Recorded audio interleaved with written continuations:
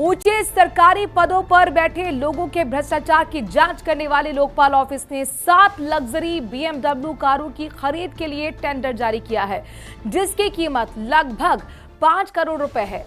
इस खबर के सामने आने के बाद सरकारी खर्च और साथ ही पारदर्शिता पर नई बहस छिड़ गई है।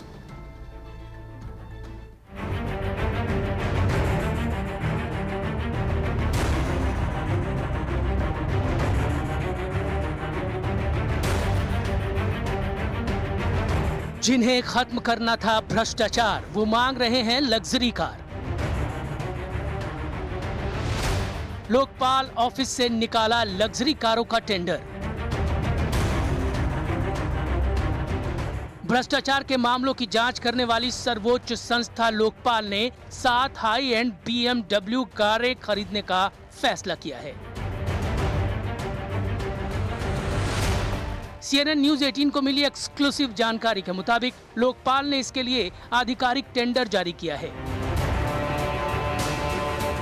टेंडर की तारीख 16 अक्टूबर की है और इसमें साफ तौर पर लिखा है कि कारें सफेद रंग की BMW 3 series 330 Li sports long wheel base model की होनी चाहिए। इन गाड़ियों की ऑन रोड कीमत करीब 70 लाख रुपए प्रति कार है, यानी 7 गाड़ियों की कुल लागत लगभग 5 करोड़ रुपए के आसपास होगी। टेंडर के मुताबिक ये गाड़ियां दिल्ली के वसंत कुंज स्थित लोकपाल कार्यालय में 2 हफ्तों के भीतर अधिकतम 30 दिनों में डिलीवर करनी होगी। टेंडर में ये भी कहा गया है कि जो कंपनी गाड़ियां सप्लाई करेंगी, उन्हें लोकपाल के ड्राइवरों और स्टाफ को कम से कम 7 दिन की ट्रेनिंग देनी होगी, ताकि गाड़ियों का संचालन सुरक्षित और कुशल तरीके से हो सके। BMW कंपनी के अनुसार 3 सीरीज लॉन्ग व्हील बेस इस सेगमेंट की सबसे लंबी कार है, जिसमें पीछे बैठने वालों के लिए सबसे ज्यादा जगह दी गई है। कंपनी का दावा है कि ये मॉडल सबसे लग्जरी रियर सीट एक्सपीरियंस देता है।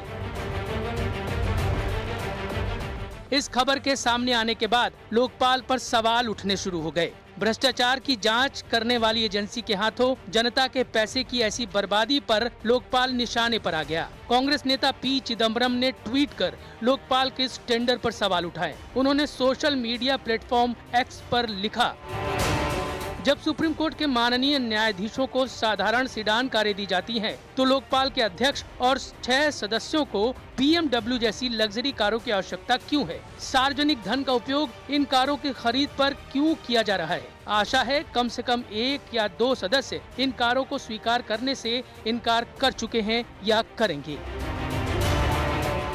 कांग्रेस के ही अभिषेक मनु सिंघवी ने तो लोकपाल के अभी तक के रिकॉर्ड पर ही सवाल उठा दिए। 8,703 शिकायतें, सिर्फ 24 जांच और 6 अभियोजन की मंजूरियां।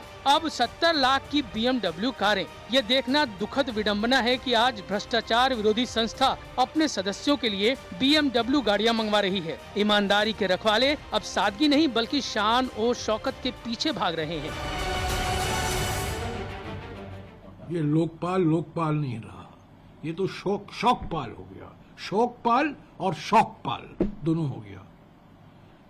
2012-13 में जो Anna Hazare, Arvind Kejriwal, India against corruption, RSS ने मनमोहन सिंह जी की सरकार के खिलाफ जो प्रचार किया था, लोकपाल चाहते हैं, लोकपाल होना जरूरी है, लोकपाल के बिना हमारा भविष्य सुरक्षित नहीं रहेगा। वो लोकपाल देखिए क्या कर रहा है, 7 BMW खरीदने का टेंडर निकाला है।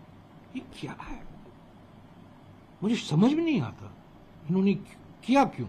और हम लोग सब जानते हैं कि लोकपाल में कौन लोग नियुक्त हुए हैं। They are showing the path that you are supposed to end corruption, but you will stay in an affluent way, enjoy life. So that's why such thing is coming out. Normal cars that won't suit Lokpal Adhikarik or the people who are the top officials. They will ride BMW, nothing less. Have a nice life. God bless them. 2011 में एक सशक्त लोकपाल की मांग को लेकर अन्ना हजारे ने दिल्ली के रामलीला मैदान में आमरण अनशन किया था। इसके बाद सरकार ने 2013 में लोकपाल और लोकायुक्त अधिनियम 2013 के तहत लोकपाल संस्था की स्थापना की थी। लोकपाल उच्च सरकारी पदों पर आसीन व्यक्तियों द्वारा किए जा रहे भ्रष्टाचार की शिकायतें सुनने और उस पर कार्रवाई करने के लिए बनाई गई संस्था है। मौजूदा समय में लोकपाल में एक चेयरपर्सन, 6 सदस्यों सहित कुल 7 सदस्य हैं। लोकपाल के चेयरपर्सन को सीजीआई के बराबर वेतन भत्ते मिलते हैं, जबकि इसके सदस्यों को सुप्रीम कोर्ट जज के बराबर वेतन भत्ते दिए जाते हैं। लोकपाल के लिए लग्जरी कारों के इस टेंडर ने सरकारी खर्च और पारदर्शिता पर नई बहस छेड़ दी है। सवाल ये है कि क्या भ्रष्टाचार रोधी संस्था के लिए इतनी महंगी और लग्जरी कारें कितनी जरूरी हैं? जनता के सवाल और संस्थागत सादगी के बीच ये मामला सरकारी जवाबदेही और खर्च की नैतिकता पर नई चर्चा का केंद्र बन गया है। अमन शर्मा, न्यूज़ 18 इंडिया, दिल्ली।